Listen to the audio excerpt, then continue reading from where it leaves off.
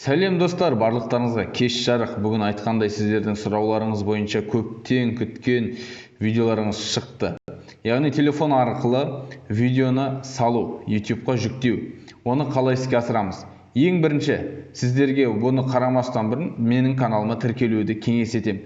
Яғни алдағы уақытта бұдан да басқа қызықты видеолар шығады. Ендеше YouTube-қа кіреміз. YouTube-қа кіргеннен кейін видео жүктеу үшін біздер жоғарыда тұрған плюс батырмасын басамыз. Яғни камераның суретімен тұр. Плюс батырмасын басамыз. Сол кезде бізге видео, эфир және запись деген жаңа функциялар шығады. Видеоны бассақ, яғни видео саламыз. Эфир, тікелей эфир. Инстаграмдағыдай тікелей эфир жүргізуге болады. Ал запись бұл жерде пост ретінде болады. Ендеше біздер видеоны басамыз. Видеоны басқан соң біздер өзімізге қажетті телефондағы видеомызды саламыз. Мысалға, мынау WhatsApp-тан келген менің бір видеоны таңдай салдым. Ендеше, бұл жерде біздер ең бірінші тақырыбын жазамыз. Мен тест деп жазамын. Одан кейін сипаттама, описание. Описанияда не болу керек? Описанияда сіздерде осы тақырыпқа сәйкес кілттік сөздермен жазылған сипаттама болу керек. Сонымен қоса, оның ішінде сілтемелер де болу керек. Мен уақытты созбау үшін қысқа ғана сипаттама деп жазып кетемін. Одан кейінгі орындалатын әдіс бұл біздер жаңағы доступты таңдаймыз. Яғни открытый доступ болатын болса, онда видеоны салғаннан кейін барлығына көрінеді, барлығының алдына шығады. Ал доступ по ссылке только тек қана сіздің видеоңызды жіберген адам ғана көреді, яғни сілтеме арқылы көре алады. Ал ограниченный доступ тек қана сіз өзіңіз көре аласыз, басқа ешкім көре алмайды. Осындай әдістер таңдаймыз.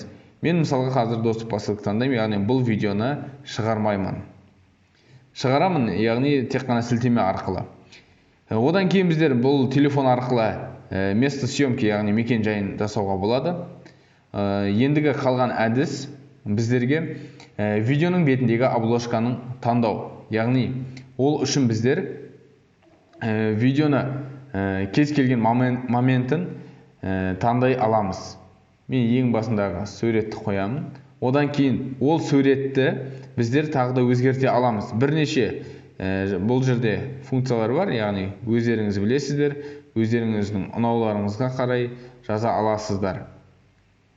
Мен мысалға сияние деген таңдай саламын. Одан кейін қосымша сіздерге ақпарат, музыканың батырмасы тұр. Бұл жерде сіздер кез келген музыканы қоя аласыздар. Яғни маған бұл видеода музыканы қойып қажет емес, сондықтан мен музыка таңдамаймын.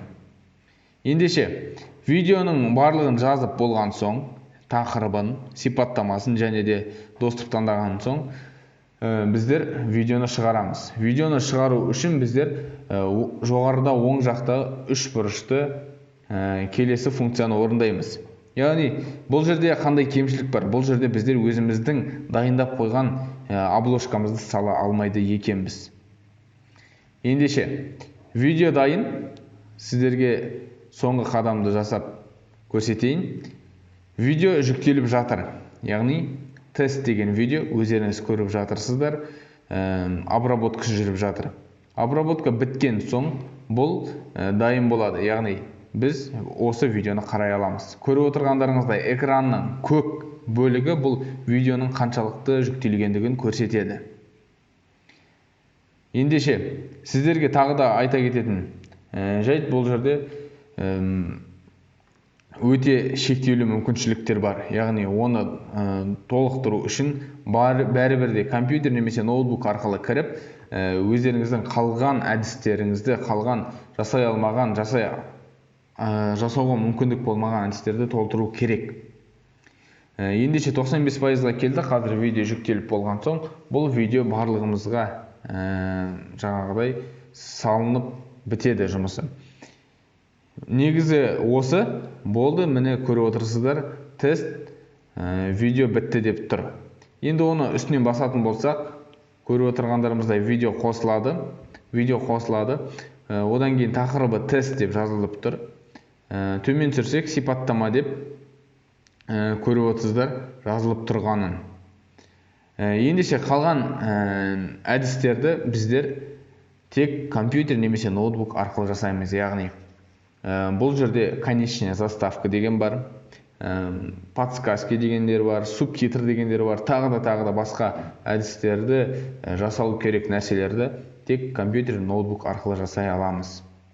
Ендеше сау саламатта болыңыздар, каналға тіркеліп қойыңыздар, алдағы уақытта видеолар жиі шығып тұратын болады.